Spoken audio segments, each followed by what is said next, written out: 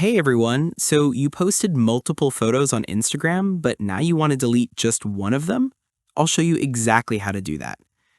Alright, so first open Instagram and go to the post with multiple photos. You know, the carousel post with those little dots at the bottom. Tap the three dots in the top right corner of that post.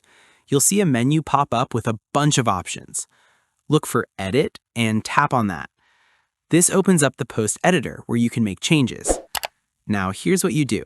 Start swiping through your photos like normal. Just swipe left until you get to the specific photo you want to delete. Once you're on that photo, look corner.